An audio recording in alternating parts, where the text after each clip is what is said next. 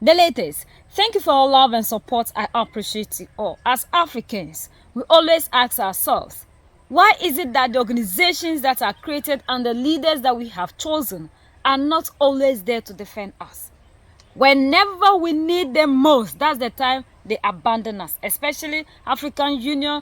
We hardly see our leaders coming out to speak concerning issues that has to do with the Africans. Recently, we saw what is happening to our brothers and sisters, the Somalians in the United States of America. We've also seen that there's this visa ban on all of us. We have been receiving all these things. They call us all sorts of names, and even when we travel out of the continent, the kind of treatment we receive. We saw what happened to the Ghanaians who traveled to Israel. Like, the way we are treated is very bad. So finally, the president of Ghana, John Dramani Mahama, decided not to keep mute. There was this diaspora summit in Accra, Ghana, where he also decided to say that things are happening, because when Donald Trump made this statement, we saw how viral it went. So he has also decided to touch on these things. According to John Dramani Mahama, we are one people, but some people just came, created borders, and made sure they divided us, a brother against their brother, because now we have two masters who are controlling us, and these people turn us against each other because they made us not to see ourselves as one people, and that all these things are not helping us. And we are seeing that we have coups also dividing us, but with that one, we are not using coups to divide ourselves, but we are using coups to also what, set ourselves free from the system that these people created, that we have seen that is the reason to which we are not moving forward. When government officials can so easily use the words like garbage and filth to describe our kith and kin, when they can refer to our countries as shitholes, when they can indiscriminately strip people who look like us of citizenship that they have earned, we do not have the luxury of forgetting or of either excusing the racist dog whistles or explaining the overtly discriminatory and divisive statements that are made daily to our hearing. Let me ask you a question, not as president, but as a student of history. Have you ever wondered why the story of Ghana never included the story of the diaspora? When telling the story of Ghana, many are inclined to begin in 1821 with the formation of the British-ruled Gold Coast colony. But that's inaccurate, because the collective story of our people, the many ethnic groups that populate this country, Ghana, predates the existence of any colony on this African continent.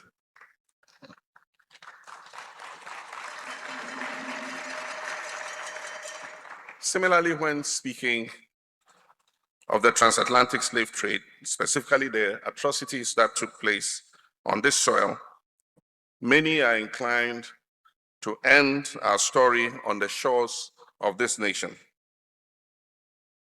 where our ancestors, and I do mean that word literally because they were our blood and bone, that were forced onto ships and transported across the Atlantic. But why do these events that follow cease to be part of Ghana's story also? Between the 16th and 19th centuries, nearly 13 million African men, women, and children were captured and transported on ships through the Middle Passage. Over 2 million of them died, some because of the harsh conditions, and others because of disease. But there were also those who chose to end it all by jumping overboard. And there were also the ships that sank in storms on the Atlantic, taking with them our forebears who were shackled and chained limb to limb turning the Gulf of Guinea and the waters of the Atlantic beyond it into a graveyard of our ancestors. Ghana contains more slave forts and castles than any other nation on the African continent. Indeed, over 70 of them, with many still intact, but there are others that lie in ruins today. People who were captured in other areas of the sub-region were marched on foot to one of the forts or castles on Ghana's coast, where they were kept, usually in dungeons, until it was time for them to be loaded as cargo onto ships.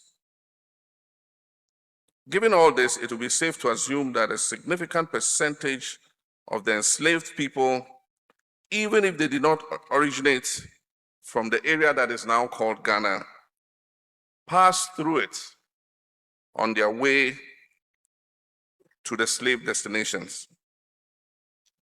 What followed for each and every one of those individuals is as much a part of Ghana's story as what followed for us who remained firmly rooted here on our soil, but were subjugated and rendered second-class citizens nonetheless through colonization. As Kendrick says, bear with me for a second and let me put you on the game.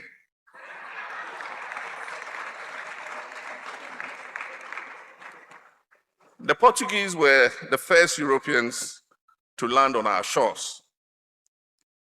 They began the practice of extraction of gold, copper, ivory, chili peppers, and then eventually they moved on to the extraction of human beings.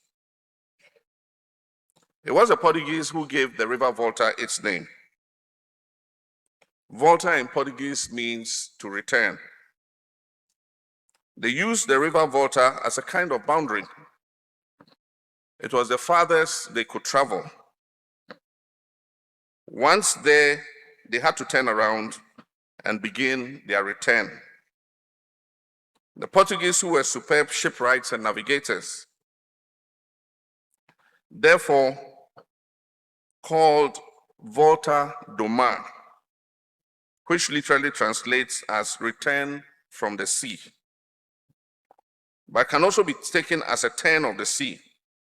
With Volta do Mar, they reversed the course of their ships, using the winds from the currents created by the North Atlantic gyre to carry them faster without encountering rough waters.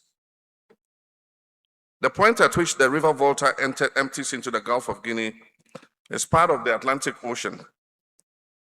It is called the estuary of the Volta at Adamfuan. For those of you who have not yet had the pleasure of visiting Ada, it is a small coastal town a little over 100 kilometers away from Accra. I've spent some of my most peaceful moments there. I've enjoyed the tranquil river until where it meets the choppy, aggressive waters of the Atlantic Ocean.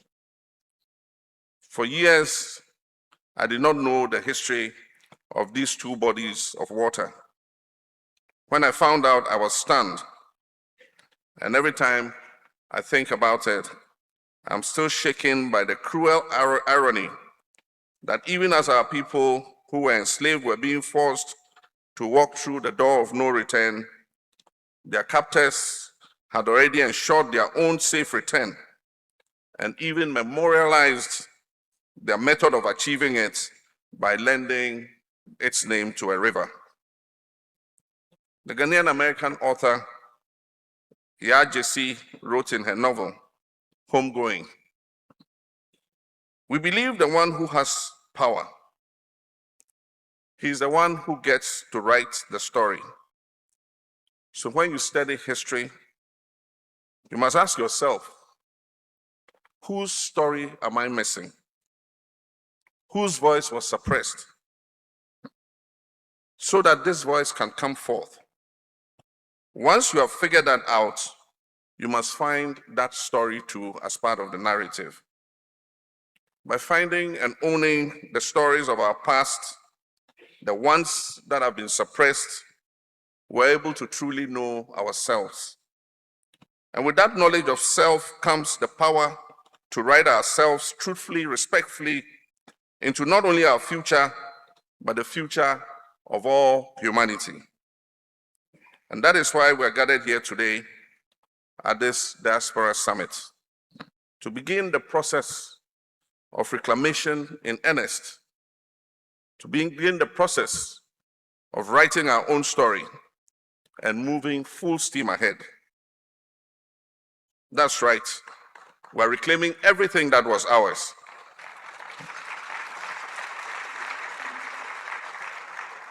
Your Excellency For Esozima Yasingbe, Chairman of the Council of the Republic of Togo, Your Royal Majesties, our traditional leaders, the Chairman of the Council of State, our senior government officials, members of the diplomatic corps, our brothers and sisters from our 17th region, the African diaspora, I say a very warm welcome to you.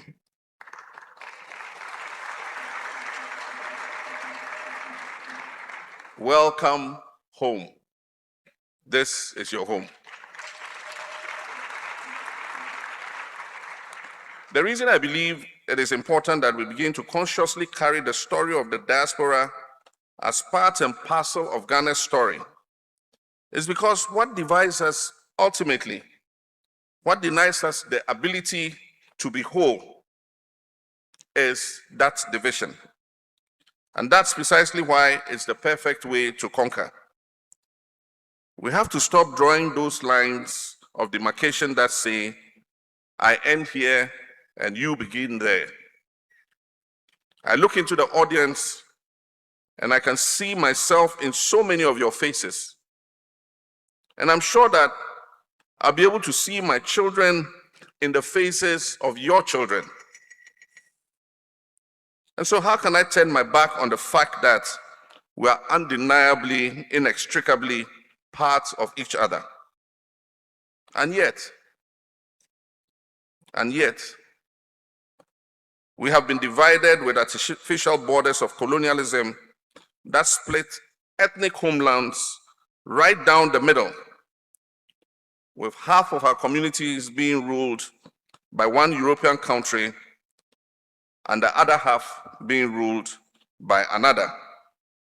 And with the labeling of our ethnicity in a colony as intellectual and worthy of education, while another ethnicity was said to be inherently martial and thus intellectually inferior. We've been divided by the manufacturing of coups, armed conflicts, anti-poverty programs that somehow never eradicate poverty, by the selective broadcast of stereotypes, a systemic war of images waged against us, images meant to foster fear and engender self-hatred and portrayal of Africans as primitive savages, whose low cognitive ability makes them incapable of self-determination, and Black people in the Americas as lazy, drug-addled, and criminally inclined. And there too is the institutionalization of colorism. The belief that anything Black is negative or inferior, and the proximity to whiteness is more desirable. It is reflected in every aspect of our lives. And I say us because colonization did not leave us unscathed, quite the opposite. In English, everything negative and evil is Black. In Spanish, la negra means Black woman. Tener la negra means to have bad luck or to be jinxed. A once popular French expression that went out of vogue but has recently been making a comeback is travailler comme un nègre. Travailler comme un nègre. which means to work like a slave. And it's often also translated with the word slave being replaced by a more offensive racial slur. But anything in this life, once stripped of its power, will no longer work. And that is true of slurs, it is true of stories, especially ones that are complete fabrications. Let's take the narrative of those who oppressed us and work it. In fact, let's take their entire modus operandi and flip it and reverse it.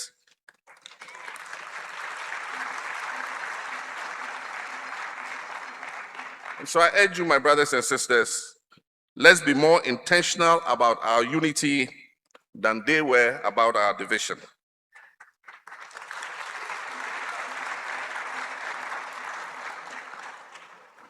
Your Excellencies, distinguished guests, our brothers and sisters from the 17th region of Ghana, it will not be a difficult goal to achieve. No matter how we've been divided, we've always tried to find our way back to one another. Africans in the diaspora whose forebears were enslaved have kept us in their rhythms. The music they play, the dances, the cadence of their speech, and even the language. The Gula Geechee people of the United States still count using Fulani words instead of numerals. Yoruba language is spoken in Venezuela, in Cuba, in Brazil, Haiti, and Trinidad and Tobago. Likewise, a Creole offspring of Akan is spoken by the Africans, the Maroons in Jamaica and in Suriname. And Africa remains in our food. America gumbo and Brazilian caruru bear a strong resemblance to Ghanaian okra stew.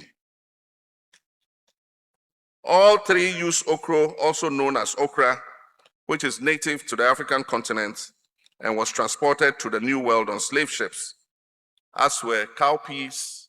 We call it gobe here in Ghana for those of you. Try and eat gobe before you go back. Another food item that is native to Africa, which would explain why some variations of Hopping John, a dish from the Gula Geechee people, are so reminiscent of the Ghanaian wache. Try to eat wache too before you go. The ways in which Africa has remained at the heart of its diaspora are far-reaching, well beyond food and music. Perhaps the most important way is in the cultural elements that are taught to our children, ensuring the cord that has tethered these diasporan communities to the African continent all these centuries remains unbroken. They are the Kwekwa Nancy folk tales that so many of us in this room grew up hearing and reading, and that have spread all over the world to places too numerous to mention. Just like the popular children's call and response folk song that I'm sure most of you are familiar with. Cheche Kule, Cheche Kofisa, Kofisa Langa, Kakati Langa, Kum Adede, Kum Adede. I didn't hear you go. Cheche Kule, Cheche Kule, Kofisa Langa, Kofisa Langa, Lalati Langa, Kum Adede. Thank you.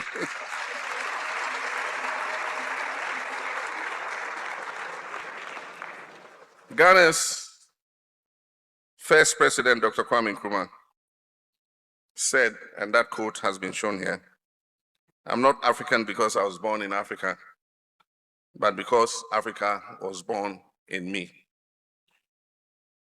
Though I have no proof, I suspect that this sentiment was heavily influenced by his time in America, where he completed his undergraduate studies at Lincoln University and his graduate studies at the University of Pennsylvania. He was also a frequent visitor to Harlem, and this was in the late 1930s and 1940s, at a time when most Ghanaian intellectuals were completing their higher education in European universities.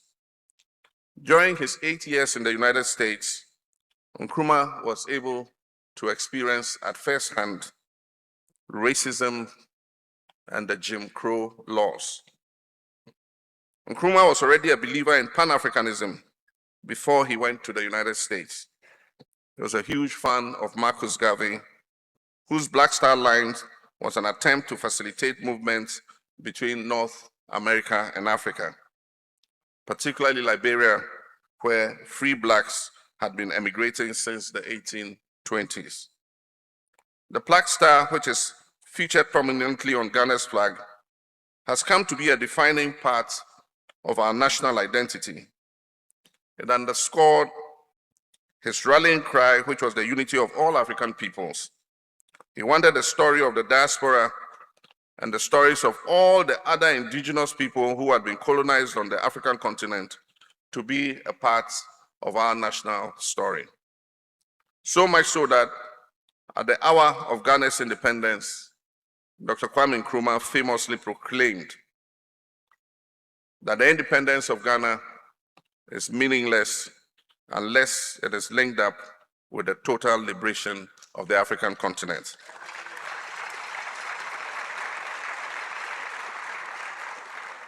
It was a heady and ambitious statement, and the years that followed were equally as heady and ambitious, full of growth, infrastructural development, and the building of alliances between other newly independent African nations.